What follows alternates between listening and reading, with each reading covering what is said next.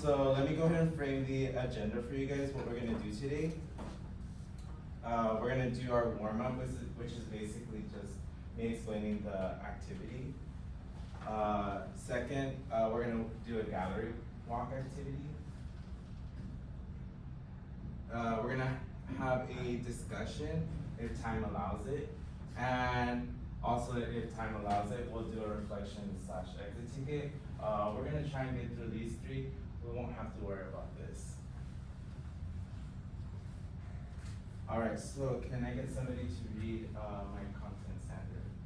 Go ahead, Kate. Solve linear equations and inequalities in one variable, including equations with coefficients represented by letters.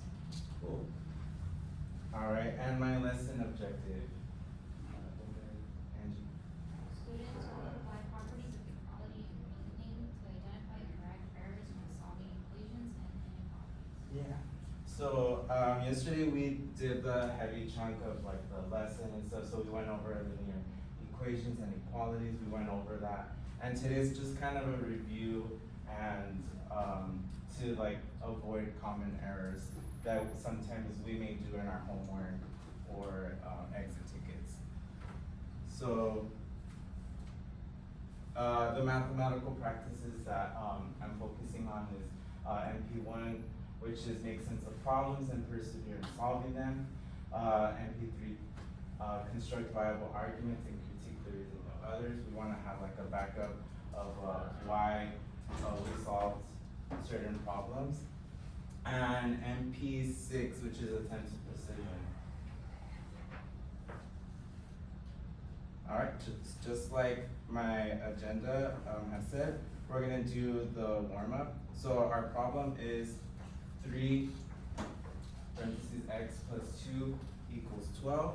So I want you guys to kind of look at the steps in this, and I want you to, I'm gonna ask you guys, like, what do you guys see wrong? What do you guys see wrong in this? They didn't distribute the thing They didn't distribute it where? to the two. Good. Yeah, so we wanna make sure that we're applying the proper property, so the distributed property, we wanna make sure that it is applied to both terms in order for us to get the right solution. If not, sometimes our solution might look a little funky. And if we could test our theory by plugging that number back into the equation, and it probably wouldn't make sense. Good. So the solution, right, we had went over it. We want to distribute 3 to both terms, which would get us 3x plus 6.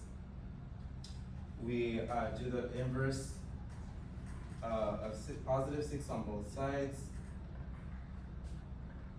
That gets us to 3x equals 6. We do the inverse for x. We want to isolate x, which gives us positive 2. We plug that in there, and it makes a little bit more sense. All right, so when we go into our groups, or even in general, in our math work, we want to make sure we apply the distributive property to each term. We want to combine like terms correctly.